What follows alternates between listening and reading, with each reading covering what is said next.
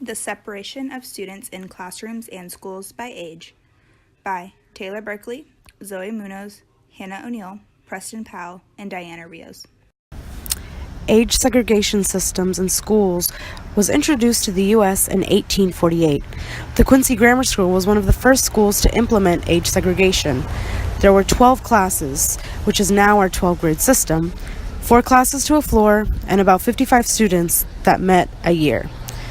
This age segregation is based on a theory that learners of the same age at the same level of social and intellectual maturity should be taught at the same pace. There is an ongoing debate on whether or not the age segregation is beneficial to our students now. Who decides what grades are supposed to be in what schools? School boards. What is a school board? A school board or board of trustees is the school district governing body. School boards typically consist of 5 to 7 members. When selecting board members, most communities elect them by voters in a designated geographic part of the community or by the community at large.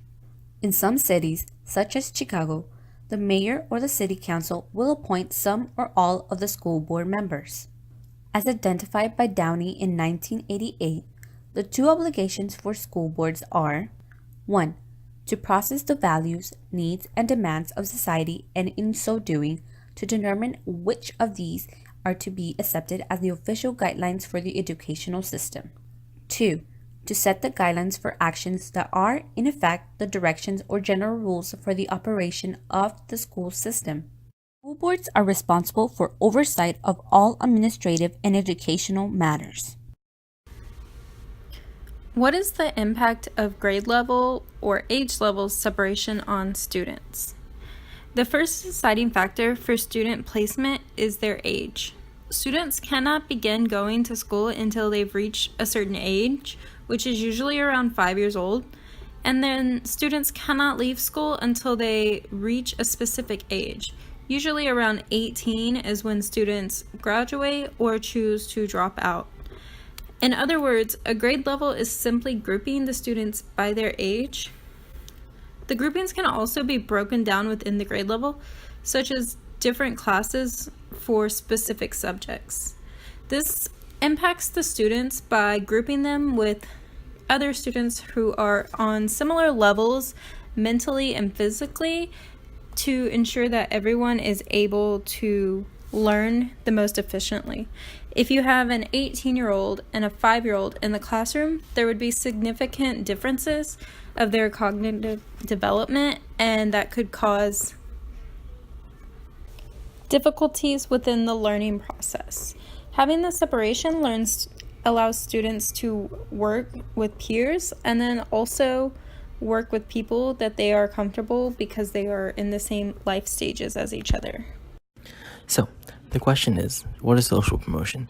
Social promotion can be defined as the act of promoting a child to the next grade level, regardless of whether or not that student has mastered the content for that grade level, based on the belief that it will increase their self-esteem.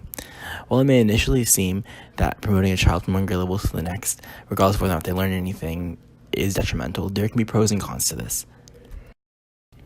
Those who argue in favor of social promotion do so for several reasons. First, they believe that requiring a student to repeat a failed experience just reduces their self-esteem and doesn't do anything for them academically. Additionally, they believe that holding a student back can be socially diminishing. Being held back and watching your peers move on can be embarrassing for any student, and being the held back student in class can be an isolating experience. They believe this just further stacks on a reduction in self-esteem, which can lead to a reduction in academic performance. On the flip side, those who argue against social promotion do so for one very compelling reason: the simple fact that moving students from one grade on to the next without learning that previous grades required material does them a disservice. Material often builds upon what is previously known. For instance, in order to understand pre-cal, you might need to know algebra, and in order to understand algebra, you might need to know basic arithmetic.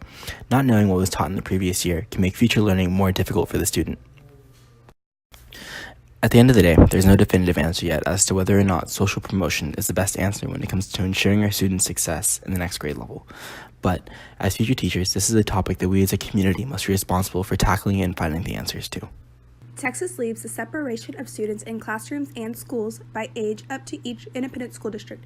In one district, 4th grade is considered to be elementary school, in another, it is considered to be intermediate. This is also true for 6th grade. One district, it could be considered to be intermediate school, in another, middle school.